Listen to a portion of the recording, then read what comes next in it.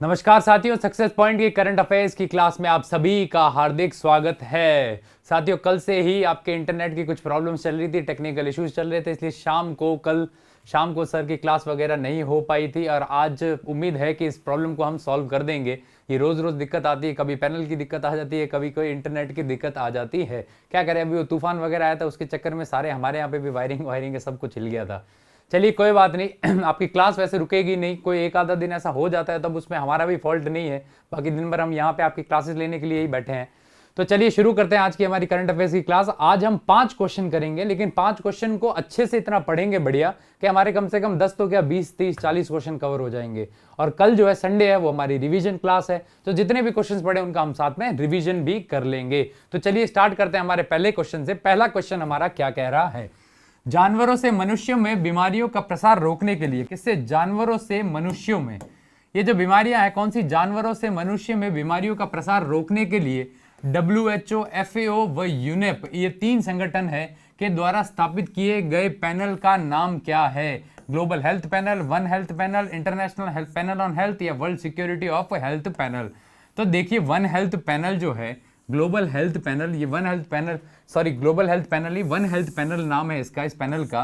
और ये one health panel जो है, ये आपके किसके द्वारा स्थापित किया गया, एक तो WHO, एक FAO, एक यूनेप है, और एक और संगठन आ जाता है। तो ये 4 संगठन है आपके, इन्होंने मिलकर इसको स्थापना की है। और किसके लिए की है, ताकि जानवरों से जो बीमारियां मनुष्यों के अंदर फैल रही है, बैक्टीरिया से, वायरस से, जो बीमारियां जितनी भी है वो आपके किसके अंदर, मनुष्यों के अंदर जो फैल रही है, उसको रोकने के लिए, मनुष्य में जागरूकता लाने के लिए कि ऐसी बीमारियां जो है आने वाले समय में और महामारियां बढ़ा सकती है। जैसे कोविड क्या है आपके, ये भी तो एक जानवरों से आई हुई है। रिपोर्ट्स बताती है कि चमगादड़ या बैट से ये वायरस आया है और मनुष्य के अंदर फैला है, इससे ये महामारी हुई है। तो इन सब चीजों को रोकने के लिए इन सब संस्थानों ने मिलकर एक पैनल बनाया, और वो पैनल क्या, एक्सपर्ट्स होंगे उसके अंदर, और विश्व के अंदर जागरूकता लाना, इसके अलावा पूरी निगरानी रखना और लोगों को बोलना कि इस तरीके की चीज मत खाओ पियो, या फिर ये सारी चीजें जो है ऐसी बीमारियों को बढ़ावा देती है, उनके लिए रोकथाम के कार्य करना, इसलिए ये पैनल को बनाया गया है। अब देखते हैं कि कौन सी संस्थान है, और इन संस्थानों के बारे में भी इसके अंदर जानेंगे। तो देखिए, एक संस्थान तो आ जाती है हमारी विश्व स्वास्थ्य संगठन, जिसके बारे में हमने बहुत बार पढ़ रखा है, WHO की बात करो तो 7 अप्रैल 1948 को इसको बनाया गया था, 1948 को। ये कहाँ आई हुई है, तो जेनेवा के अंदर आई हुई है। जेनेवा कहाँ है, स्विट्जरलैंड के अंदर है। और इसके जो अध्यक्ष है वो कौन है, टेड्रोस एडेनम जो है वो आपके इसके क्या वर्तमान में अध्यक्ष है। और ये खुद कहाँ से, इथियोपिया से है। ये तो होगी WHO। तो वर्ल्ड हेल्थ ऑर्गेनाइजेशन दूसरी आ जाती है आपके FAO। FA कौन सी है, FAO का मतलब हो गया फूड एंड एग्रीकल्चरल ऑर्गेनाइजेशन। देखा, मैंने कहा ना, खाने पीने वाली चीजों से भी फैलती है, तो इसलिए FAO को भी इसके अंदर शामिल किया गया, यानी विश्व खाद्य एवं कृषि संगठन जो है, इसको भी शामिल किया है। बात करें इसको कब बनाया गया था, तो 16 अक्टूबर 1945 को इसकी स्थापना की गई थी। कहाँ हुआ है, तो रोम, इटली के अंदर ये आया हुआ है। और इसके वर्तमान में जो अध्यक्ष है वो एक चीनी है, और उसका उनका नाम है आपके क्या, क्यू डोंगयू, ये इनका नाम है क्यू डोंगयू। और ये आपके कहां से है, चीन से है। 2 संस्थानें ये होगी। तीसरी संस्थान होगी यूनेप, यूनाइटेड नेशन, संयुक्त राष्ट्र पर्यावरण, पर्यावरण यानी इन्वायरमेंट प्रोग्राम यानी कार्यक्रम, संयुक्त राष्ट्र पर्यावरण कार्यक्रम, ये संस्थान, ये तीसरी संस्थान है। इसको कब बनाया गया था, तो 5 जून 1972 को इसको बनाया गया था, 1972 को। और आपको पता हो तो 5 जून को हम एक दिवस मनाते हैं, कौन सा, पर्यावरण दिवस। यूनेप की बात करूं, कहां है वो, इसका हेडक्वार्टर्स कहां पे है, तो नायरोबी केन्या के अंदर इसका हेडक्वार्टर्स है, नायरोबी केन्या। और बात करें अभी इसकी अध्यक्ष कौन है, तो इंगर एंडरसन है। और ये इंगर एंडरसन जो है खुद डेनमार्क की है, डेनिश सिटीजन है इंगर एंडरसन। ये 3 संस्थानें हैं। और एक और संस्थान आ जाती है चौथी, उस संस्थान का नाम आपके क्या है, तो संस्थान का नाम है आपके जंतु स्वास्थ्य, कैसा, जंतु स्वास्थ्य हेतु विश्व संगठन, जंतु स्वास्थ्य हेतु विश्व संगठन। अब ये जो संगठन है, क्योंकि हम जंतुओं की बात कर रहे हैं, इसमें जानवरों की बात कर रहे हैं, इसलिए इस संगठन को भी इसके अंदर लेना जरूरी है। बात करें ये खुद कब बना था, तो ये भी आपके 24 जनवरी 1924 को बनाया गया था। बहुत पहले, इन सब संस्थानों से पहले इसको बनाया गया था। पूरे विश्व में आपके जीव जंतु के अंदर फैली हुई बीमारियां, उनके स्वास्थ्य की देखभाल वगैरह करना, ये सभी का जिम्मा इसके ऊपर भी है। और विश्व में बहुत बड़ा इनका भी योगदान है। कहाँ है इसका हेडक्वार्टर्स, तो आपके इसका हेडक्वार्टर्स आया हुआ है पेरिस, फ्रांस के अंदर। और इसके अध्यक्ष वर्तमान में कौन है, तो इसके अध्यक्ष है आपके कौन, मार्क स्किपी जो है वो इसके वर्तमान में आपके क्या है, अध्यक्ष या हेड है। अब देखिए क्या मामला है। एक संस्थान WHO आ गई, एक आ गई FAO, एक आ गई आपकी यूनेप और चौथी आ गई आपके क्या, जंतु स्वास्थ्य केंद्र विश्व संगठन। अब आप ध्यान से अगर देखेंगे तो इन 4 संस्थानों के अंदर 3 3 6 3 9 और करीब 3 आपके 12 क्वेश्चंस तो वैसे ही हमारे कवर हो गए इसके अंदर। तो देखिए ये 3-4 संस्थान है और इन संस्थानों ने मिलकर क्या किया, एक तो ये आ गई, एक ये आ गई संस्थान, एक तीसरे नंबर पे ये आ गई और चौथे नंबर पे ये, इन चारों ने मिलकर एक पैनल को बनाया है। तो पैनल कौन सा है, वो आपके उस पैनल का नाम है आपके वन हेल्थ पैनल। ये वन हेल्थ पैनल क्या करेगा आपके, तो वन हेल्थ पैनल को बनाया और ये वन हेल्थ पैनल जो है आपके कैसी बीमारियां, ऐसी बीमारियां जो आपके जंतुओं से मनुष्य के अंदर फैलती है, मतलब कोई जंतु है उसके अंदर कोई वायरस कोई बैक्टीरिया है और वो आपके किसी भी माध्यम से मनुष्य से जब कांटेक्ट में आता है तब वो आपके मनुष्य के अंदर वो वायरस या बैक्टीरिया चला जाता है, उससे जो बीमारियां फैलती है उन सभी को रोकने के लिए ये पैनल बनाया गया है। इस पैनल के अंदर कौन बैठेगा, तो जितने भी इन सभी संस्थानों के सदस्य देश है, इन सभी देशों के वैज्ञानिक वगैरह जो होंगे, जो एक्सपर्ट्स होंगे, वो एक्सपर्ट्स इसके अंदर बैठेंगे। इसके अलावा बात करूं कि ये कौन सी बीमारियों को रोकने की बात कर रहे हैं, तो उन बीमारियों को कहते हैं आपके जूनोटिक। ये नाम बहुत ज्यादा न्यूज में आ रहा है, अभी इसको अच्छे से याद रखना, पेपर के लिए भी इंपॉर्टेंट है और बाकी आपकी आम नॉलेज, जनरल नॉलेज के लिए भी इंपॉर्टेंट है कि जूनोटिक क्या होता है। जूनोटिक का मतलब ये होता है कि ऐसी बीमारियां जो आपके जंतु के अंदर है, अगर जंतु के अंदर कोई भी वायरस है, जंतु के अंदर कोई भी बैक्टीरिया है और ये बैक्टीरिया किसी भी माध्यम से जंतु से होकर आपके मनुष्य के अंदर जाता है, तो ये आपके क्या कहलाता है, जूनोटिक डिजीज कहलाता है। और मनुष्य के अंदर जाकर जो बीमारी फैलाता है ये, उस बीमारी को आपके क्या कहते हैं, जूनोटिक डिजीज कहते हैं। जूनोटिक डिजीज, ये जूनोटिक डिजीज कहते हैं। बीमारी जैसे कौन सी होगी, तो कोविड-19 क्या है, ये आपके जूनोटिक डिजीज तो है, किसी बैट में थी और मनुष्य के अंदर आ गई। इसके अलावा इबोला का वायरस आता है, इबोला वायरस भी यही बीमारी है, ये आपके दक्षिण अफ्रीका की बीमारी है इबोला, अफ्रीका में बहुत ज्यादा फैली थी। इसके अलावा एक और वायरस आ जाता है आपके मर्स, MERS, ये भी आपके क्या है, मिडल ईस्ट रेस्पिरेटरी सिंड्रोम, ठीक कोविड जैसे इसके भी लक्षण थे, 2012 के अंदर आया था। इससे पहले जो आपके आया था SARS-1 जो आया था, कोविड जो है ये SARS-2 है, ये भी आपके कौन सा है, SARS-2 है, और ये आपके कौन सा है, SARS-1, ये आपके 2002-3 में आया था। तो ये सारी बीमारियां, ये किस टाइप की बीमारियां, ये सारी की सारी जूनोटिक डिजीजेस है। और इस पूरी प्रक्रिया को, इसके यहां से यहां तक जो ये फैल रही है बीमारियां, इसको कहते हैं zoonotic spill over. Zoonotic spill over, देखिए 2 शब्द है, एक तो जूनोटिक डिजीज और दूसरा है zoonotic spill over. Zoonotic disease का मतलब हो गया जो यहां से बीमारी फैल रही है, इस बीमारी को कहते हैं क्या, जूनोटिक डिजीज। और ये पूरी प्रक्रिया जो होगी, जिस प्रक्रिया के थ्रू फैल रही है, उस प्रक्रिया को कहते हैं जूनोटिक स्पिल ओवर। तो इसी जूनोटिक स्पिल ओवर के तहत ये बीमारी जो है आपके वायरस बैक्टीरिया से होती हुई आपके कहां पहुंचती है, जंतुओं से मनुष्यों के अंदर और महामारियां फैलाती है। तो अब ये एक्सपर्ट्स क्या करेंगे, ये पैनल वाले इन सब बातों को स्टडी करेंगे और इसके अलावा पूरे विश्व में क्या क्या खाद्य सामग्रियां वगैरह इस्तेमाल होती है, कैसे इनका डिस्ट्रीब्यूशन होता है, इन सब बातों पे ध्यान देंगे। और इसके अलावा ये लोग क्या करने वाले हैं, लोगों में जागरूकता फैलाएंगे। जागरूकता इसलिए फैलाना जरूरी है कि क्योंकि आप इनसे कांटेक्ट में आ रहे हो कहीं ना कहीं, तो ये बीमारियां आप में तो फैल ही रही है, साथ में पूरे विश्व के लिए एक बड़ा संकट क्रिएट कर रही है। तो इसीलिए ये वन हेल्थ पैनल बनाया गया है। ध्यान रखना, 4 संस्थानें हैं, इन्होंने मिलकर इस पैनल को बनाया है। इसके साथ, इस क्वेश्चन के साथ हमारी संस्थानें क्लियर हो जाती है, ये पैनल पूरा क्लियर हो जाता है। जूनोटिक डिजीज क्या होती है ये क्लियर हो जाता है, जंतुओं से मनुष्य में फैलने वाली ये सारी बीमारियां, ये भी सारी चीजें हमारी क्लियर हो जाती है। तो इसका आप अच्छे से स्क्रीनशॉट ले लीजिए और इसका आंसर हमारा हो जाएगा क्या, वन हेल्थ पैनल। तो बढ़ते हैं अगले क्वेश्चन की ओर। फर्स्ट क्वेश्चन हमारा यहीं पे कंप्लीट हुआ, बात करते हैं अगले क्वेश्चन की। फर्स्ट क्वेश्चन का आंसर हमारा क्या हो जाएगा, वन हेल्थ पैनल, यानी दूसरा जो आंसर है एकदम सही है। बढ़ते हैं अगले क्वेश्चन की ओर और सेकंड क्वेश्चन हमारा क्या कह रहा है। तो देखिए सेकंड क्वेश्चन जो है हमारा वो ये कह रहा है कि वन स्टॉप सॉल्यूशन, अभी हमने देखा वन हेल्थ पैनल और अब हो गया वन स्टॉप सॉल्यूशन।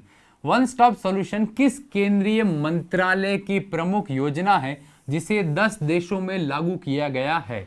हमारे भारत सरकार का एक केंद्रीय मंत्रालय है जिन्होंने आपके केंद्र बनाए हैं जिनका नाम है one stop solution. One stop solution का मतलब एक ही केंद्र में सभी समस्याओं का समाधान हो जाएगा। ये हमारी भारत सरकार के एक मंत्रालय ने बनाया है जिसे अभी 10 देशों के अंदर लागू किया गया है, यानी भारत से बाहर भी अब इन केंद्रों को बनाया गया है। तो मंत्रालय कौन सा, योजना मंत्रालय, ऊर्जा मंत्रालय, खाद्य मंत्रालय या फिर महिला एवं बाल विकास मंत्रालय। महिला एवं बाल विकास मंत्रालय। तो इसका सही आंसर जो हमारा है वो क्या, महिला एवं बाल विकास मंत्रालय है। इन्होंने आपके वन स्टॉप सॉल्यूशन केंद्र बनाए हैं और ये केंद्र क्या करते हैं, एक ही जगह पे सभी चीजों का समाधान करते हैं। किसका समाधान करेंगे, कौन वो व्यक्ति है जिसका समाधान करेंगे, तो मंत्रालय किसका है, महिलाओं का। किसका है, बाल विकास के लिए। तो सीधी सी बात है समाधान भी किसके होंगे, महिलाओं के समाधान के लिए ये आपके वन स्टॉप सॉल्यूशन बनाया गया है। अब समझते हैं इसको अच्छे से, ध्यान से सुनना सारी चीज, किस किसने मिलकर बनाया है इस संस्थान को, और इसके अंदर बहुत सारी बातें आ जाएंगी।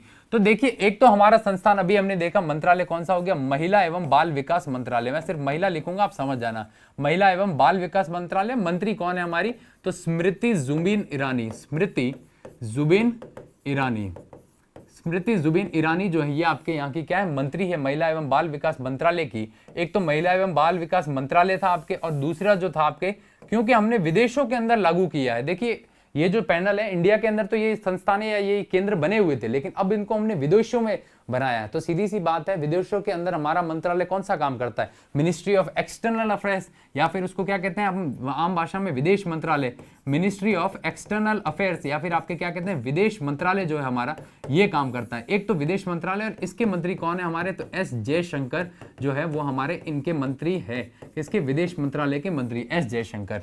अब देखिए, स्मृति जुबिन ईरानी ने और एस जयशंकर, ये जो मंत्रालय है, इन दोनों मंत्रालयों ने मिलकर आपके वन स्टॉप सॉल्यूशन, क्या एक तो ये मंत्रालय आ जाता है और दूसरा मंत्रालय हमारा ये आ जाता है, इन दोनों ने मिलकर क्या किया है, वन स्टॉप सॉल्यूशन केंद्र।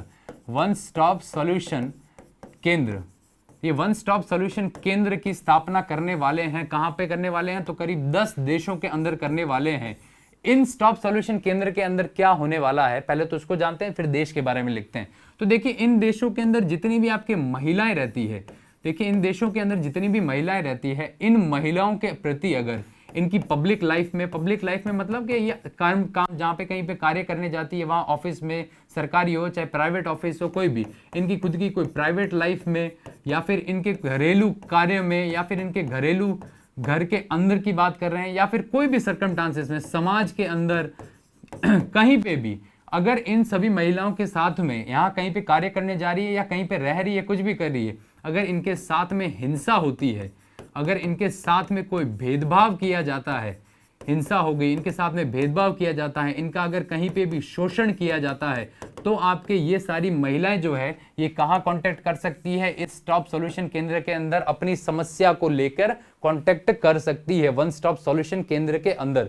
तो ये कांटेक्ट कर सकती है, और इसके तहत हमारी सरकार जो है, विदेशों के अंदर जो हमारी भारतीय महिलाएं रह रही है उनकी भी बात कर रहा हूं, इसके साथ साथ में इन विदेशों के अंदर ये महिलाएं जो रह रही है, उन देशों की भी जो महिलाएं हैं, जैसे ऑस्ट्रेलिया, कनाडा, उनको भी अगर कोई दिक्कत है इस चीज से लेके, तो वो भी यहाँ पर आ सकती है। ये एक ग्लोबल इनिशिएटिव है जो भारत कर रहा है, मतलब कि विश्व स्तर पर हम ऐसी चीज कर रहे हैं। तो बहुत बढ़िया बात है कि हम वर्ल्ड लेवल पे महिलाओं के लिए आप लड़ाई करने के लिए भारत आगे आ रहा है। और भारत आपको पता हो तो एकमात्र ऐसा देश है जिसने आजादी के बाद तुरंत वोटिंग राइट्स जो है महिलाओं को दे दिए थे, लेकिन बड़े बड़े पश्चिमी देशों ने नहीं दिए थे आजाद होने के बाद। यूनाइटेड स्टेट्स ने नहीं दिए थे कई टाइम तक, रशिया वगैरह कई सारे देशों ने आपके महिलाओं को राइट्स दिए नहीं थे। यूरोप वगैरह हम विकसित देश जिन्हें कह रहे हैं, इन्होंने बहुत बाद में जाके महिलाओं को वोट देने का अधिकार दिया था, लेकिन भारत ने आजाद होते ही महिलाओं को वोट देने का अधिकार दिया था। तो भारत हमेशा महिलाओं के लिए, महिलाओं की स्थिति धीरे धीरे सुधर रही है, नो डाउट। भारत में बीच में मध्यकाल में कई सारे अंधविश्वास जन्मे थे, लेकिन अब धीरे धीरे क्या है, आपके इनकी स्थितियां बेहतर करने के लिए सरकार प्रयास कर रही है, न सिर्फ भारत के अंदर बल्कि विदेशों के अंदर भी। तो ये महिलाओं की पब्लिक लाइफ, प्राइवेट लाइफ, घरेलू, सामाजिक, इसके अलावा इनका शोषण वगैरह होता है, तो इन सभी चीजों के लिए, इसके अलावा अगर इन महिलाओं को कोई मेडिकल सपोर्ट चाहिए तो मेडिकल सपोर्ट के लिए भी ये केंद्र काम करेगा। इसके अलावा इन महिलाओं को कोई सोशल या फिर सामाजिक रूप से कोई सपोर्ट चाहिए, उसके लिए भी ये आपके काम करेगा। इसके अलावा महिलाओं को एजुकेशन से जुड़ी हुई, शिक्षा से जुड़ा हुआ कोई सपोर्ट चाहिए, कोई कार्य है, तो उसके लिए भी ये केंद्र आपके क्या करेगा, कार्य करेगा। तो कितनी बेहतरीन बात है, महिला एवं बाल विकास मंत्रालय और हमारे विदेश मंत्रालय ने मिलकर ये केंद्र की स्थापना करने वाले हैं। कहाँ करने वाले हैं, तो जहां तक एक देश आ जाता है आपके ऑस्ट्रेलिया नाम का, एक देश आ जाता है आपके कनाडा नाम का, कनाडा के अंदर करने वाले हैं। एक देश आ जाता है आपके यूएई, संयुक्त अरब अमीरात या यूनाइटेड अरब एमिरेट्स कहते हैं जिसको। एक देश आ जाता है आपके सऊदी अरब, सऊदी अरब के अंदर आपके 2 ऐसे केंद्र बनाए जाएंगे, बाकी इन सब के अंदर एक बनाया जाएगा।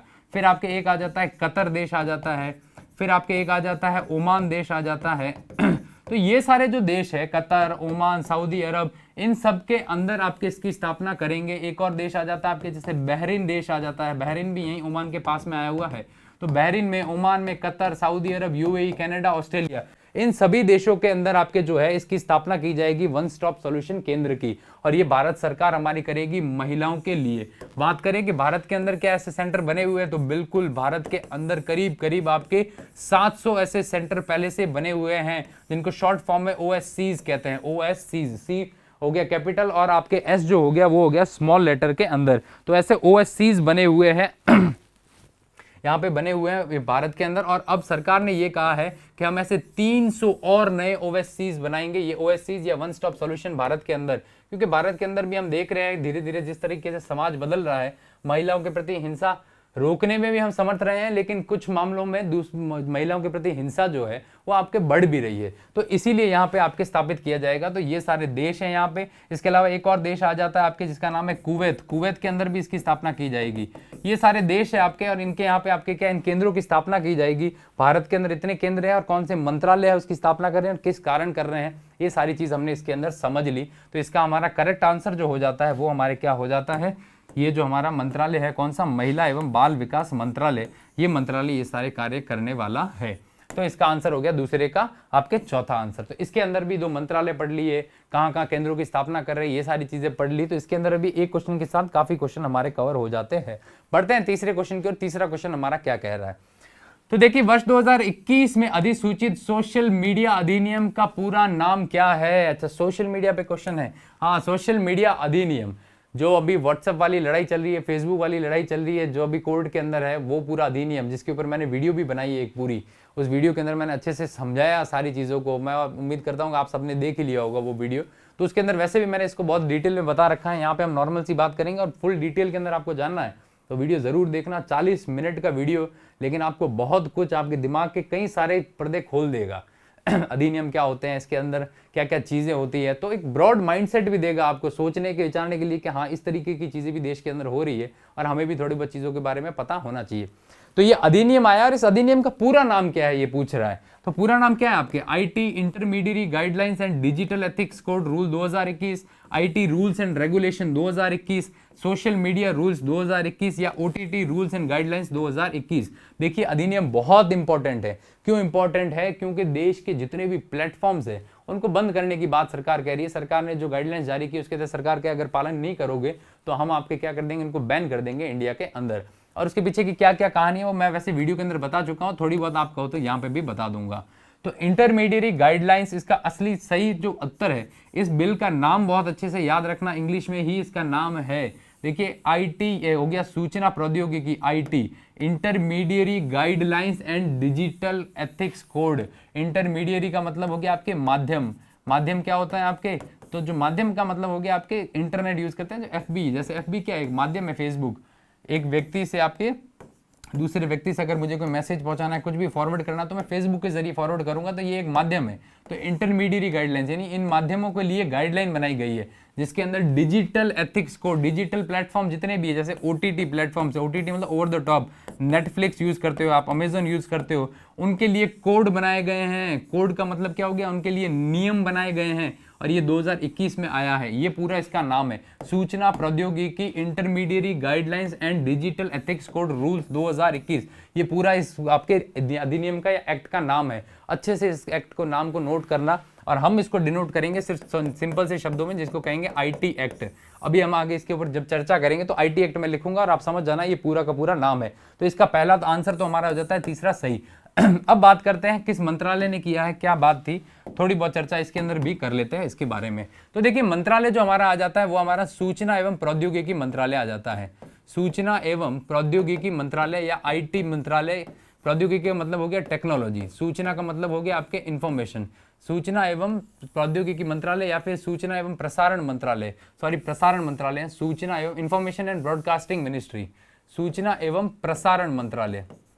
ये जो सूचना एवं प्रसारण मंत्रालय है, इस मंत्रालय के हमारे वर्तमान में मंत्री जी कौन है, तो आपके रविशंकर प्रसाद जो है ये आपके हमारे क्या है मंत्री है। रविशंकर प्रसाद साहब जो है, जो हमारे यहाँ के इसके क्या है मंत्री है। इसी मंत्रालय के द्वारा एक तारीख थी आपके 25 फरवरी 2021, 25 फरवरी 2021 को एक नया अधिनियम लाया गया था। उस अधिनियम का नाम था आपके क्या, आईटी एक्ट 2021। पूरा नाम मैं यहाँ पे नहीं लिखूंगा, वहां पूरा नाम मैंने आपको बता दिया है उसका, IT act intermediate guidelines and code of ethics, वहां बता दिया है, रूल्स 2021। तो इस अधिनियम के तहत ये कहा गया था, दो तीन चीजें जो इस अधिनियम के तहत ये कही गई थी वो ये था कि एक तो सबसे पहले इन्होंने बात की थी इंटरमीडिएरी की, कि जितने भी ये जो माध्यम चल रहे हैं इन माध्यम को हमने संरक्षण दे रखा है आपके इसी अधिनियम के जो सेक्शन 79 है, उस 79 सेक्शन के तहत हमने संरक्षण दे रखा है कि अगर कोई भी आपके इसके ऊपर फेसबुक के ऊपर गलत मैसेज वगैरह डालता है तो वो व्यक्ति जिम्मेदार होगा, जबकि फेसबुक की इसके अंदर कोई भी जिम्मेदारी नहीं होगी। सरकार ने कहा अब ऐसा कुछ भी नहीं है, अगर फेसबुक के ऊपर व्हाट्सएप के ऊपर कोई भी गलत मैसेज जा रहा है तो व्यक्ति तो जिम्मेदार होगा ही होगा, लेकिन अब आपके फेसबुक व्हाट्सएप खुद भी जिम्मेदार होगा, उनको भी इस बात की जिम्मेदारी लेनी पड़ेगी। दूसरी जो इन्होंने इसके अंदर बात की गई थी वो सोशल मीडिया प्लेटफॉर्म के ऊपर बात की गई थी। ये सोशल मीडिया प्लेटफॉर्म यानी कि आपके फेसबुक वगैरह जो इनके लिए गाइडलाइन दी थी, और गाइडलाइन में इन्होंने ये कहा था कि जितने भी आपके ये मैसेज वगैरह भेजते करते हैं इन सभी के लिए आपको 3 अफसर नियुक्त करने पड़ेंगे कंपनी के अंदर। 3 अफसर कौन से, एक तो होगा चीफ कंप्लायंस ऑफिसर, ये मैंने बता रखा है चीफ कंप्लायंस ऑफिसर क्या होता है। तो 3 अफसर क्या होगा, एक आपके चीफ कंप्लायंस ऑफिसर तो काम क्या करेगा कि नियमों का पालन हो रहा है या नहीं हो रहा है उसका ध्यान देगा। दूसरा जो अफसर होगा वो आपके कौन होगा, नोडल अफसर। ये आपके सरकार को जब भी जरूरत पड़ेगी, मान लो फेसबुक पे कोई मैसेज जा रहा है और सरकार को जरूरत है कि भाई उस मैसेज को रोकना है तो हम किससे कांटेक्ट करेंगे, तो ये दूसरा जो अफसर होगा इससे कांटेक्ट करेगी। तीसरा जो होगा वो आपके शिकायत अफसर होगा, यानी कि आप जो भी आम आदमी की शिकायत वगैरह होगी उसको दर्ज करोगे और आप उसकी शिकायत को दूर करोगे। जैसे ट्विटर है, ट्विटर के साथ में इसलिए भाई भारत सरकार के इतने सारे मतभेद चल रहे हैं क्योंकि ट्विटर जो है उसने आपके कहीं पे भी शिकायत जो अफसर होता है वो नियुक्त नहीं कर रखा भारत के अंदर, तो इसीलिए सरकार कह रही है आप इसको नियुक्त तो करो। ट्विटर के अंदर इतनी सारी चीजें होती है, इतने सारे गलत मैसेज भेजे जाते हैं, लोगों को भड़काया जाता है और आप अपने शिकायत अफसर भी नियुक्त नहीं कर रहे हो, तो हम आपसे क्या उम्मीद रखें, आप तो एक गैर जिम्मेदार संस्थान हो। इसीलिए सरकार आपके इनको रेगुलेट करने के लिए नियम लेकर आ रही है। तो इंटरमीडिएरी के लिए दे दी, सोशल मीडिया की दे दी, और तीसरी आपके इन्होंने दी थी ओटीटी प्लेटफॉर्म। ओटीटी प्लेटफॉर्म का मतलब हो गया ओवर द टॉप, ये फुल फॉर्म बहुत अच्छे से याद रखना, बहुत ज्यादा न्यूज में है। ओवर द टॉप प्लेटफॉर्म कौन से होते हैं, अब नेटफ्लिक्स पे आपने मूवीज देखी होगी, अमेजोन के ऊपर आपने मूवीज देखी होगी, तो नेटफ्लिक्स, अमेजोन, ये सारी मूवीज है और इनके ऊपर देखते हैं। ये प्लेटफॉर्म के ऊपर आपने इन्होंने सरकार ने ये कहा है कि इन प्लेटफॉर्म के ऊपर अगर कोई भी गलत कंटेंट वगैरह दिखाया जाएगा तो सरकार उसको कभी भी बैन कर सकती है। पहले ये लोग एकदम फ्री थे, आराम से कुछ भी दिखाते थे, और अब सरकार ने ये कहा अगर गलत कंटेंट हमें लगा जो आपके कहीं ना कहीं राष्ट्रीय सुरक्षा या देश के अंदर हिंसा का माहौल बना सकता है तो उस कंटेंट को हाथों हाथ डिलीट किया जाएगा। तो ये आपके आईटी एक्ट है और इस आईटी एक्ट के तहत intermediary, social media, OTT platform, ये नाम बहुत अच्छे से याद रखना। जो एक्ट का नाम बताया था मैंने पूरा, उस एक्ट का नाम याद रखना। किस तारीख को आपके लॉन्च हुई थी, ये एक्ट कब आई थी, तो 25 फरवरी को, और आपके मंत्री कौन है, रविशंकर प्रसाद इसके मंत्री है। ये सारी चीजें आपके याद रखना। और इसके अलावा मैं बात करूं, इस मंत्रालय के अधीन हमारी प्रसार भारती जो है वो भी आपके किसके, इसी मंत्रालय के अधीन है। इसके ऊपर हम एक क्वेश्चन कर चुके हैं। इसके अलावा ऑल इंडिया रेडियो आपने सुना होगा, ये भी हमारा ये इसी मंत्रालय के अधीन आता है। All India radio, TV serial वगैरह जितने भी चलते हैं वो भी सभी इसी के ही अधीन आते हैं। TV serial, all India radio, Prasar Bharati. इसके अलावा देश के अंदर जितने भी न्यूज़पेपर वगैरह चलते हैं वो भी सारे के सारे आपके किसके, इसी मंत्रालय के अधीन आते हैं। यही मंत्रालय इन सभी को देखता है। विभाग अलग अलग बना रखे हैं, इनके लिए अलग विभाग है, न्यूज़पेपर के लिए अलग विभाग है। तो newspaper, all India radio, television, Prasar Bharati, ये सब के सब यही मंत्रालय देखता है हमारा। और इसी मंत्रालय ने अभी अधिनियम बनाया और सब सोशल मीडिया को रेगुलेट करने के लिए। ये हो गया अधिनियम हमारा। और डिटेल में आपको जानना है इस अधिनियम के बारे में तो मेरी वीडियो देख लेना, उसके अंदर और ज्यादा मैंने डिटेल के अंदर बता रखा है। तो ये आईटी हो गई आपकी। तीसरे का क्वेश्चन का आंसर क्या होगा हमारे, IT intermediate guidelines and digital ethics code rules 2021।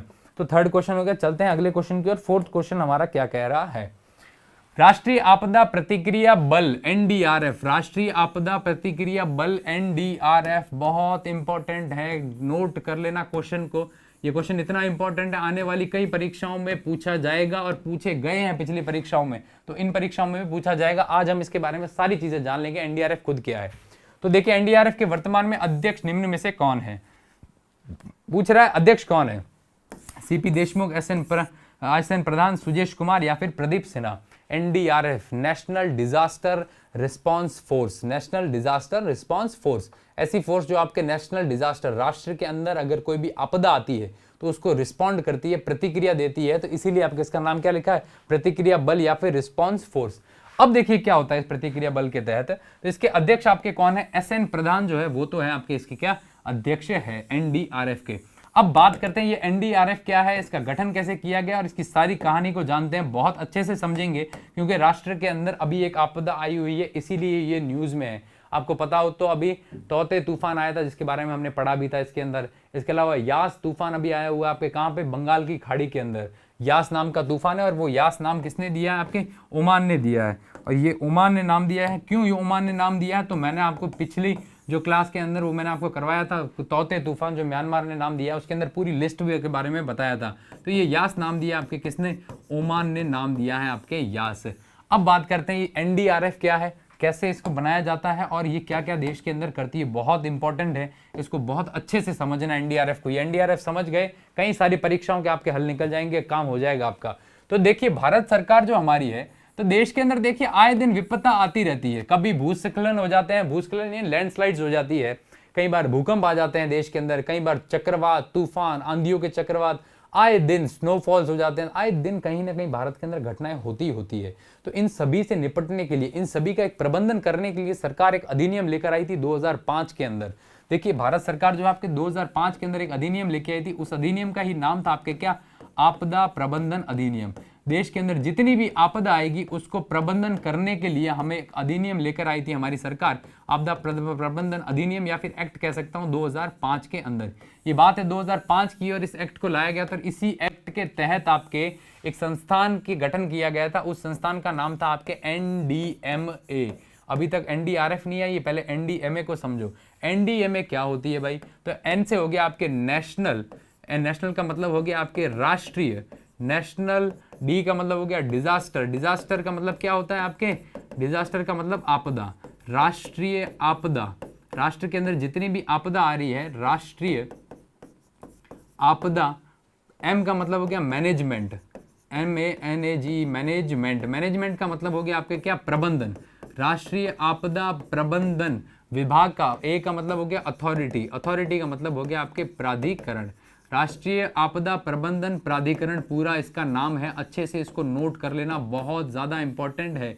अब ये पूरा का पूरा प्राधिकरण जो है एनडीएमए, ये देश के अंदर जितनी आपदाएं आ रही हैं उनका प्रबंधन, उनका मैनेजमेंट करेगा कि अब यहाँ पे ये आपदा आई है, अब ये स्थिति हुई है, इतने पैसे देने पड़ेंगे, इन जगह जो घर टूटे हैं उन घरों को वापस कैसे बनाया जाएगा, ये सारा का सारा प्रबंधन, वो पैसा कहाँ से दिया जाएगा, कौन देगा, वो कौन करेगा, एनडीएमए करेगा। एनडीएमए का अध्यक्ष कौन होता है, तो स्वयं भारत के जो प्रधानमंत्री होते हैं वो इसके अध्यक्ष होते हैं, बहुत इंपॉर्टेंट है, नोटिस कर लेना। राष्ट्रीय आपदा प्रबंधन प्राधिकरण के आपके अध्यक्ष कौन होते हैं, प्रधानमंत्री जी खुद होते हैं, अभी वर्तमान में कौन थे, नरेंद्र मोदी जी है। तो इसके अध्यक्ष एनडीएमए के कौन है, आपके नरेंद्र मोदी जी। और बात करूं 2005 के अधिनियम के तहत आया था और इसको आधिकारिक रूप से बनाया कब था, तो 26 सितंबर 2006 को इसका गठन किया गया था। आया हुआ कहां पर है इसका मुख्यालय, तो ये मुख्यालय आया हुआ है नई दिल्ली के अंदर। तो ये बात होगी हमारी एनडीएमए की। अब देखिए देश के अंदर जो आपदा आती है उसका मैनेजमेंट तो ये कर लेते हैं, लेकिन देश के अंदर आपदा के अंदर हमें टीम भी तो भेजनी पड़ती है, ये तो काम करता है मैनेजमेंट का। क्या ये आपदा आ गई, अब इसके अंदर ये नुकसान होगा और इतनी इतनी भरपाई होगी और भविष्य इन लोगों के लिए भविष्य में हम क्या क्या स्कीम्स लाने वाले हैं, लेकिन वहां पे जाने के लिए टीम्स भी तो भेजते हैं। हमारी आर्मी बीएसएफ वगैरह सब जाती है, उनके अंदर से लोगों को चुन के एक नई फोर्स बनाई गई थी, एनडीआरएफ फोर्स। क्या फोर्स का नाम था, एनडीआरएफ फोर्स। अब देखिए इसी अधिनियम के तहत उस फोर्स को बनाया गया था, लेकिन वो फोर्स जो है आपके किसके अधीन है, तो हमारा जो गृह मंत्रालय है, अमित शाह और आपके अजय कुमार इसके क्या है, सचिव गृह मंत्रालय के। तो इसी गृह मंत्रालय के ही अधीन आता है आपके एनडीआरएफ। एन से मतलब वही national disaster RF response force या फिर राष्ट्रीय आपदा प्रतिक्रिया बल। कैसा बल, प्रतिक्रिया बल। यहाँ पे अभी जिसकी हम बात कर रहे थे कि जिसका अध्यक्ष कौन है अभी क्वेश्चन में, तो राष्ट्रीय आपदा प्रतिक्रिया बल बनाया कब गया था, इसे भी 2006 के अंदर ही बनाया गया था। कहाँ है इसका भी हेडक्वार्टर्स आपके, तो नई दिल्ली के अंदर। और इसके वर्तमान में अध्यक्ष कौन है, तो एसएन प्रधान जो है ये वर्तमान में इसके क्या है, अध्यक्ष है, और ये एक आईपीएस ऑफिसर है। और अभी ये सबसे ज्यादा न्यूज में एनडीआरएफ चल रहा है कि एनडीआरएफ ने राहत देने के लिए वहां पहुंचा, आपके जो साइक्लोन तोते आया था वहां पे पहुंचा, अभी यास साइक्लोन जो आया वहां पहुंचा, हर जगह एनडीआरएफ की टीम पहुंची है और बार बार इनके स्टेटमेंट्स न्यूज के अंदर चल रहे हैं एसएन प्रधान के, इसीलिए बहुत ज्यादा इंपॉर्टेंट है। अब देखिए ये एनडीआरएफ जो है ये आपके गृह मंत्रालय के भी अधीन है, लेकिन ये जो कार्य करेगा वो आपके किसके हिसाब से करेगा, एनडीएमए के। तो एनडीएमए के भी अधीन है ये और गृह मंत्रालय के अधीन। कुछ चीजें जो है वो आपके गृह मंत्रालय इसको बताता है और कुछ चीजें जो आपके हैं कौन सा, एनडीएमए मिलकर बताता है। गृह मंत्रालय तो आपके क्या बताएगा, सुरक्षा के कार्य जो होंगे कि वहां जाके लोगों की सुरक्षा करो, लोगों को इवैक्यूएट करो, निकालो वहां से, लेकिन पूरी चीज को कैसे उसका प्रबंधन करना है, आगे उनके साथ क्या क्या करना है, ये सारी प्लानिंग आपके कौन, एनडीएमए बताएगा। तो एनडीआरएफ गृह मंत्रालय के भी अधीन है और साथ साथ में एनडीएमए के भी अधीन ये संस्थान है। तो ये सारी देश के अंदर जितनी भी आपके आपदा आती है, क्या आपदा, कैसी आपदा होगी, आपके डिजास्टर हो गए, जो डिजास्टर जैसे कैसे, मैं मानूं कि जैसे कि भूस्खलन हो गया कहीं पे, यानी कि लैंडस्लाइड होगी, कहीं पे कोई पहाड़ टूट के गिर गया और कई लोगों की मृत्यु हो गई। इसके अलावा देश के अंदर कोई बाढ़ आ जाती है, जैसे कि आपको पता हो उत्तराखंड के अंदर बाढ़ आई थी, कई सारे लोग जो थे काम कर रहे थे और उस बांध के साथ में अंदर चले गए थे, फिर उनको निकालने के लिए एनडीआरएफ फोर्स वगैरह ही तो गई थी। फिर आपके भूस्खलन, बाढ़ या फिर आपके चक्रवात अभी जो चल रहे हैं साइक्लोन्स, ये चक्रवात अगर आ जाते हैं, इसके अलावा आपके भूकंप कहीं पे देश में आ जाता है, तो ये भूकंप हो गए, चक्रवात, भूस्खलन, बाढ़, ये सारी चीजें, इनमें से कुछ भी आपदा देश के अंदर आती है तो एनडीआरएफ टीम सबसे पहले रिस्पॉन्ड करती है। तो ये एनडीआरएफ हो गई, इसके प्रत्यक्ष हो गए, आपदा प्रबंधन अधिनियम हो गया, और NDMA national disaster management authority 26 September 2006 new Delhi, and who is the chairman, prime minister is the chairman of NDMA. तो ये बात होगी इस संस्थान की, ये बात होगी हमारे एनडीआरएफ की। स्क्रीनशॉट ले लेना और अच्छे से इसको नोट करना, मेरा यकीन मानिए एग्जाम के अंदर गारंटीड पूछा जाएगा आने वाली परीक्षाओं में, क्योंकि अभी भारत कई सारी आपदाओं से निपट रहा है। तो ये डिजास्टर मैनेजमेंट एक्ट हो गया और इस एक्ट के तहत जिन जिन चीजों को बनाया गया है उन चीजों को आप अच्छे से नोट कर लेना। तो इसका हमारा सही आंसर हो जाता है एसएन प्रधान साहब, इसके सही अध्यक्ष जो क्या आपके एक आईपीएस ऑफिसर है। 4 हो गया हमारा, और अगले बढ़ते हैं 5वें क्वेश्चन की ओर। 5वां क्वेश्चन हमारा क्या कह रहा है, तो 5वां क्वेश्चन दोस्तों ये कह रहा है कि भारत के युवा मामले मंत्रालय, युवा मामले व खेल मंत्रालय, युवा मामले व खेल मंत्रालय पूरा नाम है, मतलब ये पहले अलग अलग थे, फिर आपके युवा मामलों को इसके साथ मिला लिया गया और युवा मामले व खेल मंत्रालय बना लिया गया था इसको। तो भारत के युवा मामले व खेल मंत्रालय, साथ में कौन सा, परिवार कल्याण मंत्रालय, स्वास्थ्य एवं परिवार कल्याण मंत्रालय व यूनिसेफ। यहाँ भी देखो 3 संस्थान है, एक तो युवा मामला मंत्रालय, दूसरा हमारा परिवार कल्याण मंत्रालय और तीसरी आ जाती है यूनिसेफ।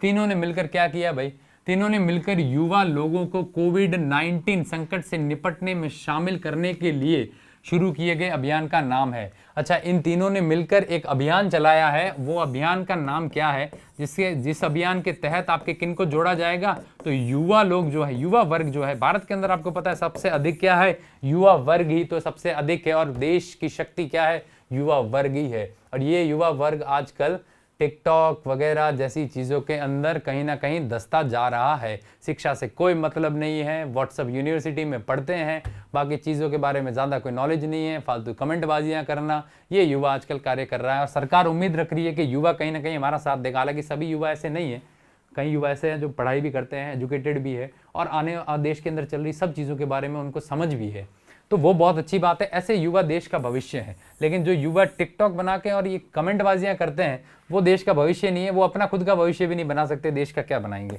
तो ऐसे युवा जो यूथ है उनको लेके इन तीनों ने आपके क्या है, कमेटी बनाई है, यूनिसेफ ने और हमारे परिवार कल्याण मंत्रालय या फैमिली वेलफेयर मिनिस्ट्री, और तीसरा हमारा युवा मामले या यूथ अफेयर्स एंड हमारी स्पोर्ट्स मिनिस्ट्री। अब देखिए इन तीनों ने जो इसको बनाया है उसका नाम क्या है, यंग वॉरियर, यंग कोविड-19 warrior, stop corona by youth या यूथ एंड कोरोना कैंपेन। तो उसका नाम क्या है आपके अच्छे से याद रखना। इंस्टाग्राम वगैरह के ऊपर टैगलाइन चल रही है अभी, क्या, यंग वॉरियर। टैगलाइन लगाते हैं हम लोग ऐसे हैशटैग्स लगा के फिर लिखते हैं यंग वॉरियर।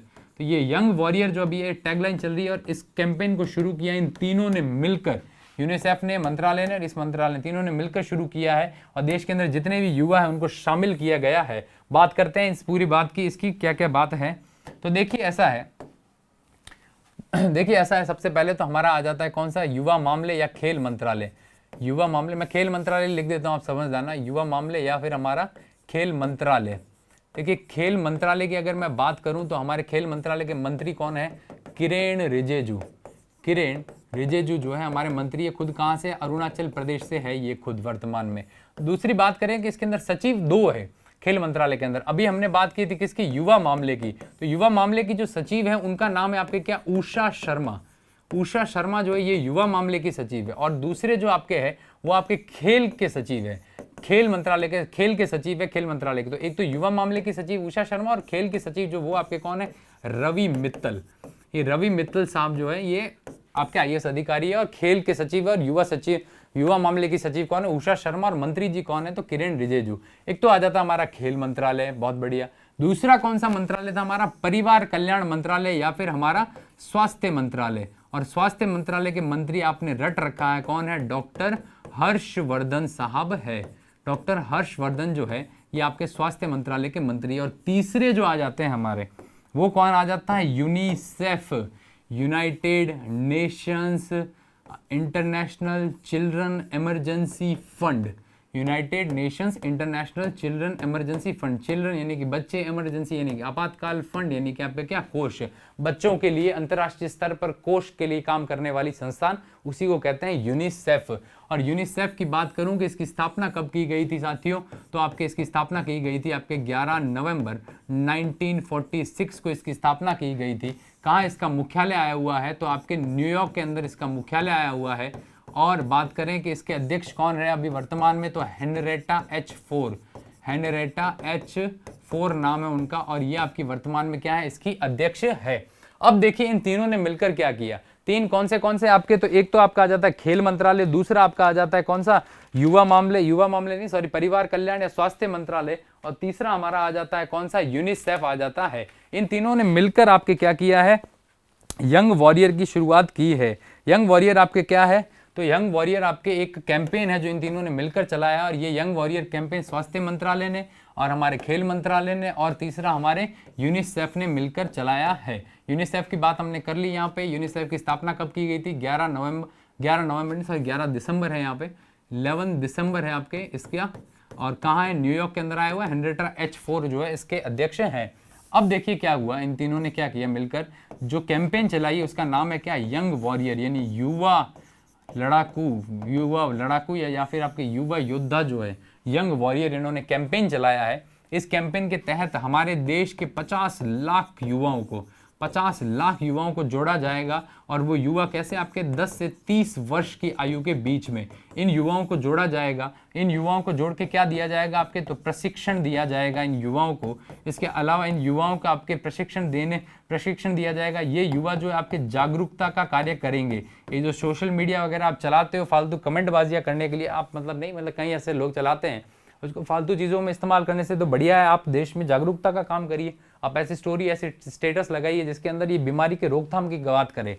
घर पे भी अगर कोई है तो उसको ये बताइए कि बीमारी कैसे फैलती है, मास्क लगाना ज़रूरी है, ऐसी कई सारी चीज़ें, घर के अंदर आइसोलेट होना ज़रूरी है, टाइम पे टेस्ट करवाना ज़रूरी है। तो ये प्रशिक्षण का कार्य, जागरूकता का कार्य, पहले इनको प्रशिक्षण दिया जाएगा और फिर ये लोग देश के अंदर जागरूकता का कार्य करेंगे। क्योंकि युवा वर्ग देश की बहुत बड़ी ताकत है और सरकार ऐसा उम्मीद करके बैठी है, ये युवा जो होंगे 50 लाख युवा, ये किसी माध्यम से, सोशल मीडिया के माध्यम से भी करेंगे।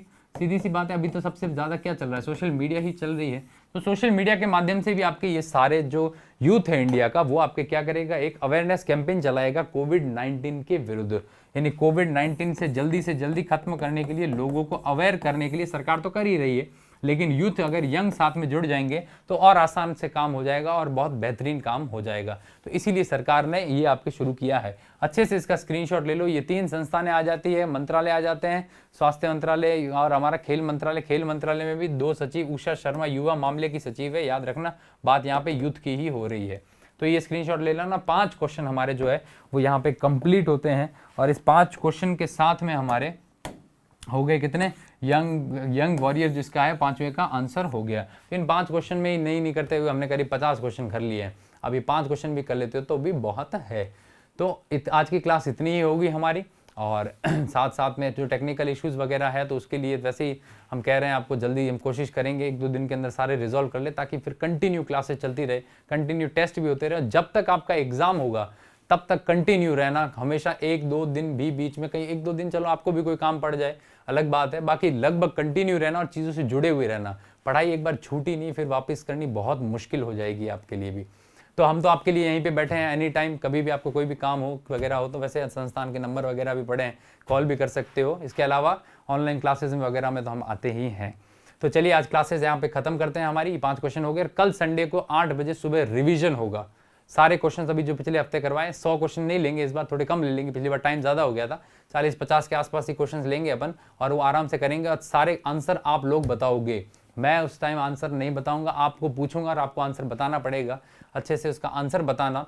और इसके साथ में ही आज की क्लास यहीं पे समाप्त करते हैं। बहुत बहुत धन्यवाद।